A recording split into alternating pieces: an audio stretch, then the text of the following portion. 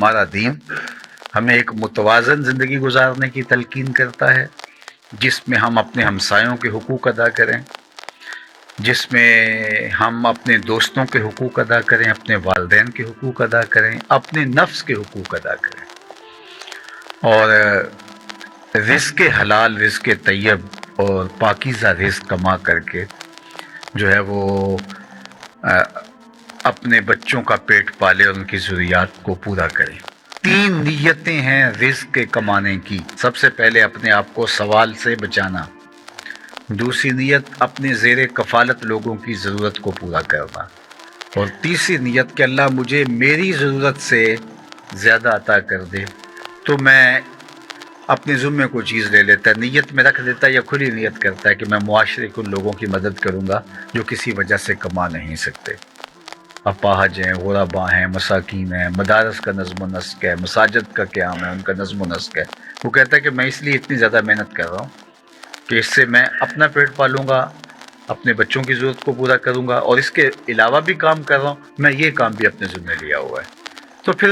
اس کا یہ سب دین بن جاتا ہے۔ جس طرح ایک نمازی چل کے مسجد میں آتا ہے اور قدم قدم پہ اس کو نیکی ملتی ہے، وہ جب کاروبار کے ٹھیے پہ جا رہا ہوتا ہے اس کو بھی قدم قدم پہ نیکی ملتی ہے۔ نیت کی خوبصورتی کی وجہ سے ایک عالم دین جو ہے وہ جب پڑھتا ہے، پڑھاتا ہے اور جو ہے وہ محنت کرتا ہے تو اس کا دماغ تھک جاتا ہے شدید محنت سے، تو وہ بھی جب دفتر میں بیٹھ کے کاروباری پیچیدگیوں کو سہتا ہے، مسائل کا سامنا کرتا ہے، تو اس کو بھی تھکن ہوتی ہے۔ تو جس طرح ایک عالم دین کو تھکن کا ثواب ملتا ہے، اس لیول کا تو نہیں، لیکن جو ہے وہ اس کو بھی ثواب اسی طرح تھکن کا ملے گا، اس لیے کہ وہ نیت کے استحضار کے ساتھ رزق حلال کما رہا ہے، اور وہ نیتیں 3 ہیں، چوتھی نیت اس کے ساتھ جڑی نہیں۔ اگر چوتھی نیت آ گئی کہ عیش و عشرت کروں گا تو بربادی ہے، یہ نیت آ گئی کہ میں کسی پہ تفاخر کر سکوں، خاندان، برادری پر، اور یہ ساری نیتیں جس طرح کی نیت ساتھ جڑے گی اس کے وبال اس کے ساتھ اتریں گے اس کاروبار میں۔ تو صرف ان 3 نیتوں کے ساتھ ہم اپنے رزق کو پاک بھی رکھ سکتے ہیں اور ایک متوازن زندگی گزار سکتے ہیں۔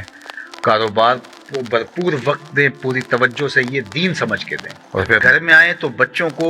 بھرپور وقت دیں، ان کی تربیت آپ کی ذمہ داری ہے۔ بیوی کو وقت دیں تو بیوی کے ساتھ بیٹھ کے جو آپ ملاعبت کرتے ہیں، مسکراتے ہیں، اس مسکراہٹ کا بھی ثواب لکھا جاتا ہے۔ اور خاتون جو شوہر کی دلجوئی کے لیے کام کرتی ہے، جو مسکراتی ہے، حتیٰ کہ تیار ہوتی ہے، تو اس کا بھی اس کو ثواب دیا جاتا ہے۔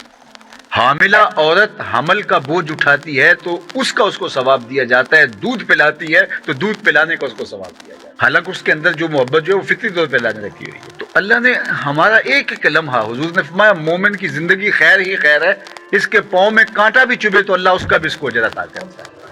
تو ایک کانٹا چبھنے سے تکلیف ہوتی ہے، تو جو ہم مصائب اٹھا رہے ہیں، تکلیفیں اٹھا رہے ہیں، اذیتوں سے گزر رہے ہیں، تو ان کا ہمیں ثواب ملتا ہے۔ میرا یہ مطلب نہیں ہے کہ ان تکلیفوں کو مانگنا چاہیے، آ جائے تو صبر کرنا چاہیے۔ حضور ہمیں صلی اللہ العافیہ، اللہ سے کبھی تکلیف نہ مانگو، کبھی معاشی بدحالی نہ مانگو، کبھی غربت نہ مانگو، کبھی بیماری نہ مانگو، کبھی جنگ نہ مانگو، یہاں تک فرمایا۔ جنگ بھی نہ مانگو، لڑائی بھی نہ مانگو، لیکن اگر تمہارے اوپر یہ چیزیں آ جائیں، بیماری آ جائے، جنگ مسلط کر دی جائے، غربت آ جائے، تو فرمایا پھر استقامت کے ساتھ جو ہے وہ کھڑے رہو، صبر کرو، حوصلے کے ساتھ کھڑے رہو، جہاں مقابلے کی نوبت آئے مقابلہ کرو۔ تو اللہ سے ہمیشہ عافیت مانگو، تمام امور میں، صحت میں، کاروبار میں، رزق میں، اللہ سے مانگو، اللہ رزق حلال، رزق وسیع، رزق سہل، رزق مبارک اور رزق فراواں عطا کر دے۔ تو اگر وہ عطا کر دے تو اس کا شکر ادا کرو، اس مال کا حق دو، اور اگر نہیں ہے تو جس حالت میں وہ تمہیں رکھتا ہے اس حالت میں اللہ کا شکر ادا کرو۔ ایک روایت میں آتا ہے کہ اگر میری امت کے کسی شخص کے پاس ہے، لو ان دنیا کلہ بحذافی رہا، اگر دنیا اپنے سارے ساز و سامان کے ساتھ ایک شخص کے بید رجل من امتی، میری امت کے کسی ایک شخص کے ہاتھ میں آ جائے،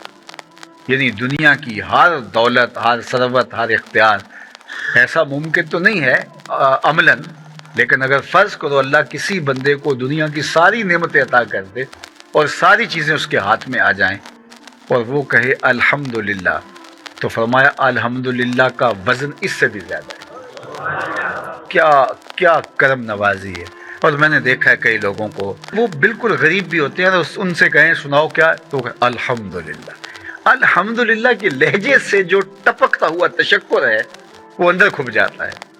اور کئی لوگوں کو پوچھے سناؤ، وہ کہتے ہیں بس چل رہی، بس چل ہی رہے ہیں۔ اللہ اکبر۔ تو فرمایا کہ اگر دنیا تمام دولتوں کے ساتھ، تمام اپنی رانائیوں کے ساتھ اگر کسی شخص کے ہاتھ میں آ جائے، اور دوسری جانب فرمایا کہ وہ اس کے جواب میں گئے الحمدللہ، اللہ اکبر، تو فرمایا یہ سب سے افضل ہے۔